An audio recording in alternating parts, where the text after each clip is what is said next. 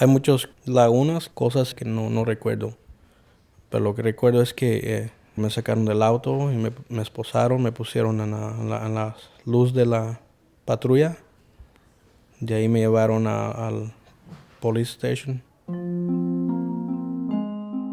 Este es Ángel González, un hombre mexicano que fue acusado de violar a una mujer en Waukegan, Illinois, al norte de Chicago. El mismo día del crimen fue arrestado y ahí quedó, en la cárcel, por años. Y yo creo que nunca te adaptas a vivir en ese lugar. Siempre tienes que estar alerta, cuidándote. Pero como digo, en mi caso es aún más serio. Entonces te ven como eres lo peor de la sociedad de prisión, por decirlo así.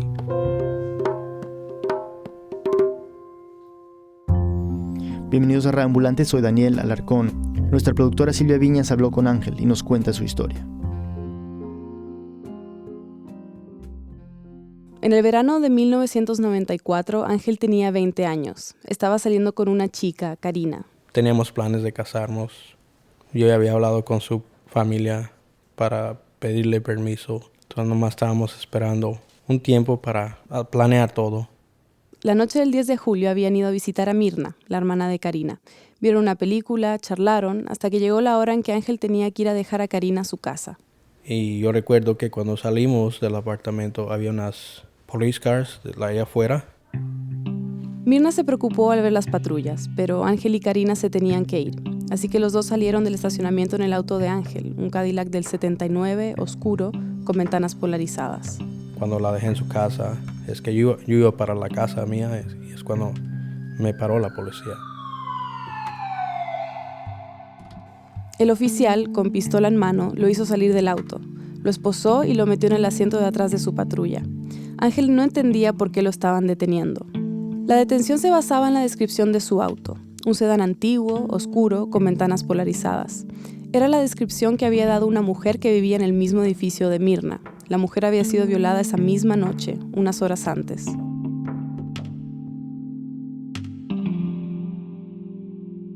Antes de contarles más sobre ese crimen, deben saber esto.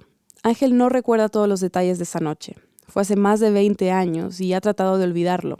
Así que los detalles que les voy a contar vienen de un reporte oficial que armaron sus abogadas. Ese 10 de julio de 1994, en algún momento entre las 9:15 y las 10 de la noche, dos hombres secuestraron a una mujer de 35 años. La mujer había llegado a su casa unos 5 minutos antes del secuestro. Entró a su departamento en el segundo piso, prendió la luz y empezó a escuchar los mensajes en su contestadora. Sonó el citófono y, pensando que era un amigo, apretó el botón para abrir el portón del edificio. Nadie subió, así que decidió bajar por si el citófono estaba dañado.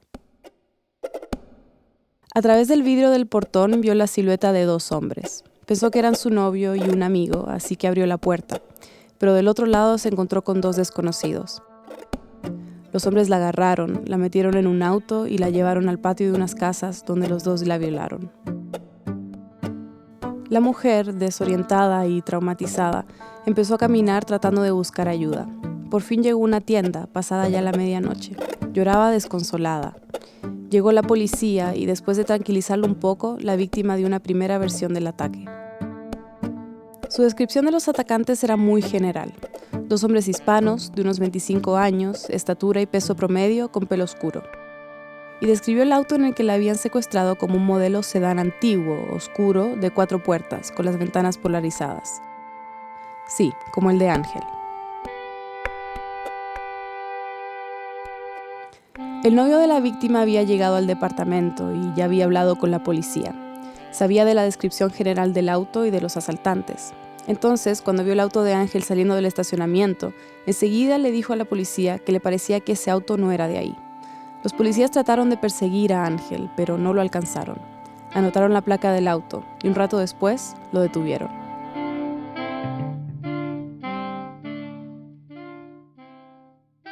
Mientras Ángel esperaba en el asiento de atrás de una patrulla, otros policías traían a la víctima a la escena de la detención para que identificara a Ángel y al auto. Cuando llegó la víctima... recuerdo que me sacaron del auto y me pusieron en la luz de la patrulla. La policía lo paró enfrente del auto donde estaba sentada la víctima. El foco delantero lo iluminaba y tenía las manos esposadas detrás de su espalda. La víctima, desde el asiento de atrás, lo identificó como uno de los 2 hombres que la había atacado. La víctima en su descripción inicial no había incluido vello facial ni ninguna marca distintiva en la cara de sus atacantes. Ángel en ese tiempo llevaba barba de candado y tenía una mancha de nacimiento debajo del ojo derecho. Además, la víctima había dicho que el asaltante era unos centímetros más alto que ella, pero Ángel era más bajo. Lo único en que Ángel coincidía con la descripción era que es hispano y tiene el pelo oscuro. Pero a la policía lo que le importaba en ese momento era que la víctima lo había identificado. Así que el policía metió a Ángel de vuelta en la patrulla y se lo llevó detenido. En la estación de policía le quitaron la ropa y le pusieron un overol de papel. Estuvo detenido durante el resto de esa noche y no logró dormir nada. Estaba asustado y su inglés era muy limitado. Ángel había llegado a Estados Unidos unos 6 años antes, cuando tenía 14. Es el mayor de 4 hermanos y llegó a Estados Unidos para reunirse con su papá, pero desde los 15 empezó a vivir solo. Por eso tal vez me sentía un poco más libre porque pues podía sobrevivir. Entonces me sentía ok, puedo hacer lo que quiero. Me sentía como un adulto. En esos años antes de la detención, Ángel trabajó en restaurantes, en fábricas, vivió un tiempo en California donde trabajó en campos de uvas, pero nunca fue a la escuela y por eso, cuando lo arrestaron, tenía un inglés muy precario. A la mañana siguiente de su detención, a eso de las 10, empezaron a interrogarlo. El caso se lo asignaron a 2 detectives, Artis Yancey y Lou Márquez. Márquez hablaba español, pero el que empezó a interrogarlo fue Yancey, en inglés. Lo interrogaron en un cuarto pequeño. Llevaba detenido 9 horas y no había dormido por más de 24 horas. Ángel no tenía antecedentes penales. Comenzó la interrogación afirmando que era inocente. Yancey le dijo que la víctima lo había identificado como uno de los atacantes y empezó a describir el crimen. Esta es Vanessa Potkin, la abogada principal en el caso de Ángel. Bueno, eso ya es un problema. Si eres un oficial, no puedes empezar a describirle el crimen a la persona que estás interrogando. Es decir, los detalles que te da vienen de lo que tú le dijiste o de la persona misma. Vanessa trabaja para el Innocence Project, una organización sin fines de lucro que ayuda a personas que han sido condenadas injustamente. Me contó que no hay un video de la interrogación, por lo que no sabemos qué pasó exactamente en ese cuarto. Solo hay algunos reportes de ese día y de lo que se dijo durante el juicio. Los detectives admitieron algunas cosas. Por ejemplo, que Yancey le había dado a Ángel detalles del crimen. Ángel le contó a los detectives lo que había hecho esa noche, dando información específica sobre Karina y Mirna, pero los detectives no investigaron esas declaraciones. Y el oficial incluso admitió que nada lo habría hecho cambiar de parecer. Ellos creían que él lo hizo y el propósito de la interrogación y las preguntas no era llegar a la verdad, sino sacarle una confesión. Según las declaraciones de Yancey, el momento decisivo fue cuando le dijeron a Ángel que tenían a 2 testigos y evidencia que probaba que estaba mintiendo. Eso no era verdad. Márquez tomó el puesto de Yancey y empezó a interrogar a Ángel en español. Ya eran la 1:30 de la tarde. Llevaba 12 horas detenido. Márquez le pidió a Ángel que escribiera una declaración. Desesperado porque lo dejaran ir y pensando que durante el juicio podría probar su inocencia, Ángel escribió algo muy breve, con pocos detalles. En su declaración decía que había recogido un amigo, que habían ido a la casa de Mirna y que cuando la víctima salió la agarraron, la llevaron a un parque y la violaron. Primero él y después su amigo. Dice que después dejó a su amigo y regresó a la casa de Mirna, donde estuvo hasta las 12:15 de la noche. Nada más, no da más detalles. Pero Márquez también escribió una declaración, en inglés y mucho más larga. Se supone que era una traducción de la confesión de Ángel, pero es diferente. Yo escribí como unas 3 líneas y él lo hizo muy grande, diciendo en sus propias palabras, porque en realidad yo no sabía nada. La declaración que escribió Márquez incluye hechos que no coinciden con el propio testimonio de la víctima. Por ejemplo, el reporte de Márquez dice que los hombres agarraron a la mujer y que ella trató de gritar, entonces le cubrieron la boca. Pero la víctima nunca declaró haber gritado o que le hayan cubierto la boca mientras la arrastraban al auto. La víctima contó que la violaron en 2 sitios diferentes, pero en esta declaración que escribió Márquez solo se nombra un lugar, el parque que mencionó Ángel en su confesión, que por cierto no es ninguno de los 2 sitios donde ella dijo que fue el ataque. A eso de las 4:30 o 5 de la tarde, 7 horas después de que lo habían llevado al cuarto de interrogación, filmaron un video donde Ángel firma la declaración que había preparado Márquez. Voy a poner lo que sea y déjame ir y voy a corte. Es lo que yo pensaba, voy a corte enfrente del juez y enfrente de las víctimas o los víctimas. Lo que haya pasado no es. Antes del juicio se examinó la evidencia del caso, como la ropa de la mujer, en un laboratorio. Pero el único resultado de ADN que obtuvieron coincidía con el de la víctima. En ese tiempo se usaba un sistema que ya es obsoleto y que requería mucho material biológico para obtener resultados. De todas maneras, el estado de Illinois le pidió al laboratorio que retuviera las muestras de la evidencia. Ángel entró en prisión preventiva en una cárcel local mientras esperaba su juicio. Por mientras, su mamá y sus 3 hermanos seguían en México. María, su mamá, no sabía lo que había pasado. Solita. Solo yo era la que, como mi esposo siempre estaba aquí, yo estaba solita con los 4 niños. Ella estaba esperando que Ángel le escribiera, pero no llegaba nada. Un día, María iba a mandarle una carta y se encontró con una vecina que le empezó a hablar de Ángel. Y ella me decía, ¿qué no sabes lo que le pasó? ¿Eso qué le pasó? Ay, no, si no sabía decir. No, ya no te digo nada. Le dije, pues ahora me vas a decir, ¿qué pasó? Dice, pues que lo tienen detenido. ¿Y eso cuándo pasó? Sí, que me sumí y le dije, no. Y ya, pues me fui llorando para mi casa. Su esposo no le había contado sobre Ángel porque no quería sobrecargarla con preocupaciones. Una de sus hijas estaba recién operada de la garganta y llevaba días sin comer. Pero para María estaba claro que tenía que viajar a Illinois para ver a Ángel. Así que en diciembre, 4 meses después de la detención, María viajó a Estados Unidos. Sentí siquiera una alegría verlo, pero al mismo tiempo una tristeza fea de verlo encerrado. Durante unos 6 meses, María lo visitaba todos los fines de semana. En junio de 1995, casi un año después del arresto, comenzó el juicio. Ángel mantuvo su inocencia, y Mirna, Karina y 2 amigas testificaron apoyando su versión sobre lo que había estado haciendo la noche del crimen. Y no creyeron. No, ustedes son sus amigos. Otra vez no hicieron su trabajo, no investigaron. Simplemente se basaron en lo que él firmó este papel, hizo este video y es suficiente para tener una convicción. Y así fue. Fue que usaron todo eso contra mí. La sentencia llegó el día de su cumpleaños. Ese fue el día, ese fue mi regalo. Nunca se me olvida. Sentí una cosa tan más triste que sentía que yo allí me iba a morir. Ángel fue declarado culpable por asalto agravado y secuestro agravado. Su sentencia, 55 años de cárcel.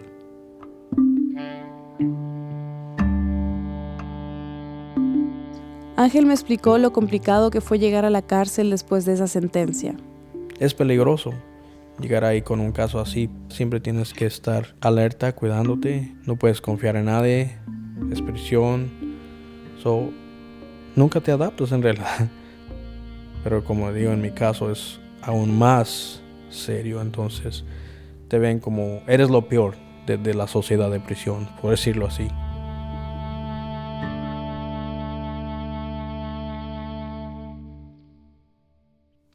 Ángel entendía por qué lo veían así. Para él también era difícil conocer a violadores, y no solamente porque sabía que habían cometido ese crimen, sino porque cuando los conocía pensaba: a lo mejor tú fuiste el que cometiste este crimen. Y por eso que yo soy aquí, o estoy aquí por alguien como tú. Entonces, es duro de controlar a veces sus emociones. En esa primera prisión, porque después estuvo en otras 4, conoció a Old T. Era un preso ya mayor que estaba a cargo de la biblioteca de la cárcel.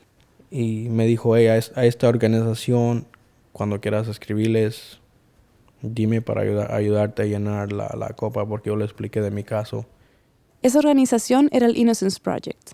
Para comunicarse con ellos, primero tenía que llenar un formulario y mandarlo por correo.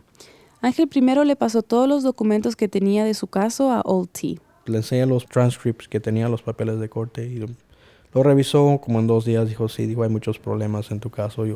Dijo, no soy abogado, pero sé cómo trabaja esto.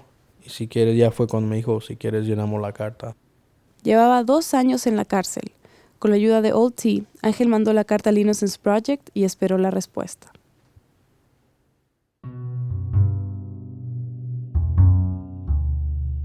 Pueden pasar muchos años antes de que el Innocence Project llegue a ver un caso. En esa época, la organización estaba inundada de peticiones, y ahora la cosa no es muy diferente. Vanessa Podkin me contó que les llegan unas 250 cartas al mes y tienen más de 6,000 casos en fase de revisión. A veces les puede tomar más de 10 años abrir un caso.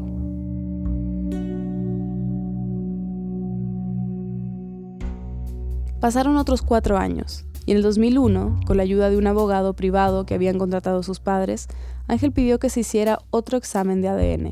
La tecnología ya había avanzado un poco, y el laboratorio había retenido la evidencia del caso. Ese examen logró detectar el ADN de un hombre, y no era Ángel, pero el crimen lo habían cometido 2. Aunque ese ADN no coincidía con el de Ángel, eso no lo descartaba, todavía podía ser el segundo atacante. Sus padres habían gastado mucho dinero en abogados privados, pero ninguno lograba ayudarlo. A veces te empiezas a frustrar un poquito, porque en realidad no sabes cómo trabaja el sistema. Por más que agarraba los libros de ley, cuando creía que lo entendía, me decía no trabaja así. Me sentaba con alguien que sabía de leyes, me trataban de explicar y ayudar, porque yo decía, pues yo mismo lo tengo que hacer, nadie lo va a hacer para mí. Así que Ángel se dedicó a estudiar. Sé que un día dije, que ya estoy cansado de no entender, tengo que ir a la escuela. Y fue cuando empecé a cambiar un poco, a yo mismo ayudarme con libros, y yo no puedo estar ignorante toda mi vida. Primero acabó la secundaria a través de un programa de la cárcel. Después pidió un traslado a una prisión donde podía estudiar una carrera corta y tomó clases de construcción, de limpieza, de mantenimiento. Y también empezó a trabajar como voluntario en varios programas de la prisión. En esos años también empezó a pintar. ¿Qué pintabas? Paisajes, animales, dibujos que salían a mi mente a veces porque pues no hay suficiente material ahí. Pero es algo que me relaja y me ayudó también muchísimo para sentirme libre en la mente, por decirlo así. Para mí me lleva a otro mundo. En el 2012, o sea, 15 años después de que les había escrito por primera vez, el Innocence Project le escribió a Ángel diciendo: revisamos tu caso y sí te vamos a ayudar. Pues eso para mí ya fue como wow, se abrió la puerta otra vez. Nomás de saber que esta organización tan prestigiosa te va a tomar tu caso y va a ayudarte, eso es algo muy grande. Y pues me hacían preguntas, ¿quieres que lo hagamos? Porque si eres culpable te va a afectar. Y le dije, no, al contrario, ¿qué necesitan? Háganlo lo más pronto más posible. El caso de Ángel no es único en el condado de Lake. Bajo un fiscal en particular, Michael Waller, hubo varios casos notorios de condenas equivocadas. Juan Rivera fue encarcelado cuando tenía solo 19 años. Él dice que le tocó convertirse en hombre en el peor lugar posible, el mismísimo infierno. El de Juan Rivera, por ejemplo, un puertorriqueño que pasó 20 años encarcelado. Lo condenaron 3 veces por la violación y el asesinato de una niña de 11 años. Sí, 3 veces. Sus abogados dicen que la policía le sacó una confesión forzada después de interrogarlo por 4 días. Exámenes de ADN finalmente demostraron que no había sido él. Y como este caso hay varios. Lo peor es que aún en casos donde los resultados de ADN mostraban que alguien era inocente, el condado luchaba por mantener las condenas. El fiscal Michael Waller se retiró a finales del 2012 y eligieron a un nuevo fiscal, Michael Neerheim. Neerheim tiene una visión completamente diferente sobre los exámenes de ADN y las condenas erróneas. El Innocence Project se acercó a Neerheim diciendo que querían hacer exámenes de ADN para el caso de Ángel. En menos de un mes, el nuevo fiscal les había respondido diciendo que aceptaba que se hicieran las pruebas.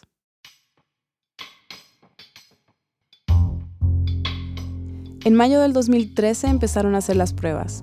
El laboratorio obtuvo evidencia de los shorts de la víctima y de un tampón que habían encontrado en la escena del crimen.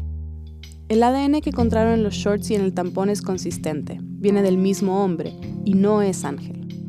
El laboratorio también examinó el semen que encontraron en los shorts de la víctima, y ese perfil de ADN viene de otro hombre, el segundo atacante, y tampoco es de Ángel. Un viernes, Vanessa llamó a Ángel para darle la buena noticia. Y me dijo, ya regresaron los resultados y todo está muy bien. Y pues yo estaba súper contento, pero me dijo, no, todavía no se termina. Pueden pasar cosas que se pueden atrasar o pueden pedir tiempo. Pero el lunes vienes para corte. Vanessa dice que cuando le contó todo esto a Ángel por teléfono, inmediatamente notó un cambio en el tono de su voz. Después de tantos años, por fin sabía que estaba muy cerca de quedar libre. El lunes 9 de marzo de este año, 2015, 3 días después de recibir las buenas noticias, una jueza del condado de Lake revirtió la condena contra Ángel, basándose en las pruebas de ADN que demostraban que era inocente. Y el martes en la noche, después de 20 años, salió. Esta noche el mexicano Ángel González recuperó la libertad por un crimen que no cometió. Él cree que su incapacidad para explicarse correctamente en inglés tuvo algo que ver con su arresto y encarcelación. Si con las palabras alcanzara, diría que lo siento, sostuvo el fiscal Mike Nerheim. Y aunque suene trivial, después de pasar 21 años en la cárcel, es importante que sepan que trabajamos duro para que se haga justicia, culminó. Los abogados de Innocence Project fueron a recogerme hasta la prisión. Y ese día había mucha niebla. Tenía que manejar muy despacito. Entonces, lo primero que me preguntaron, ¿qué quieres comer? Los dos dije, una chicken sandwich. Grilled chicken sandwich. So, pararon en un restaurante nuevo que yo no conocía. La cárcel queda a 2 horas de la casa de sus padres, pero esa noche, con la niebla, el viaje duró casi 3. ¿De qué conversaban en el auto? Pues simplemente estábamos escuchando música, recordándome que eres libre, what you gonna do. Eso. Por mientras, su familia esperaba en la casa de sus padres. Yo abrí la puerta, lo miré que se paró ahí al entrar aquí, lo bajaron. Ay, no me detuve, yo me fui a darle el abrazo. Ay, con aquel alegría, aquel gusto. No me pude contener, estaba esperando que entrara. Adentro se encontró con el resto de su familia, su papá, sus hermanos, sus sobrinos. Aquí había muchos familiares que yo ni conocía, televisión, y pues en realidad no sabía ni qué decir. Era como un shock, algo que es realidad. Todos lo abrazaban, lo agarraban. Ay, decía, pues no sé ni quién son. Él se sentía como desesperado, ¿verdad? De estar 20 años solo y luego ver mucha familia y no saber ni quién eran. Para Ángel no ha sido fácil readaptarse a la vida fuera de la cárcel. Pues a veces todavía pasa cuando despierto y abro los ojos que estoy libre. A veces hay un poquito como de temor de dormirte y creer que es un sueño. Y voy a despertar en prisión. De repente me pongo apanicado, okay, ¿qué estoy haciendo? ¿Qué hago aquí? Hay días que aún tengo problemas de readaptación, pero creo que es como todo, se va a tardar un tiempo, tal vez me tarde la vida entera para readaptarme. María nota que Ángel está mejor. Se ha empezado a soltar más con la familia y tiene muchos planes. Quiere seguir estudiando, quiere viajar y le gustaría trabajar como mecánico de autos. Todavía no puede trabajar. Su visa se venció mientras estaba en la cárcel.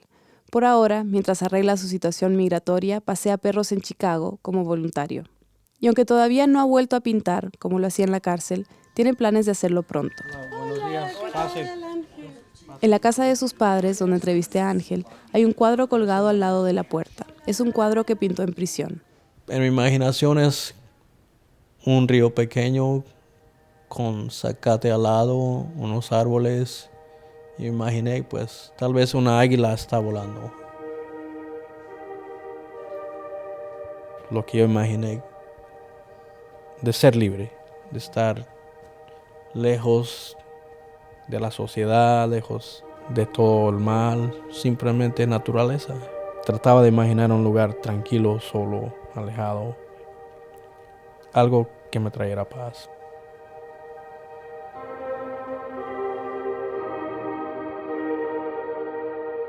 Ángel no ha sabido nada de la víctima que lo identificó como uno de sus atacantes hace más de 20 años. Ella no se ha comunicado con él, pero Ángel no siente resentimiento, porque para él... Ella es la víctima en realidad y por todo esto otra vez volvió a ser traumatizada, le volvieron a recordar. Y ella fue víctima del crimen y víctima del sistema también. Le falló el sistema a ella como a mí. No estoy contra el sistema. Tengo mucha desconfianza de quiénes son los que están encargados. Yo sé que hay muchísimos crímenes que se cometen todos los días. Tiene que haber un control. Y errores pasan, pero cuando son uno tras otro, entonces hay un problema. Sí, hay errores en el sistema. Y a veces esos errores le cuestan 20 años de vida a un hombre inocente.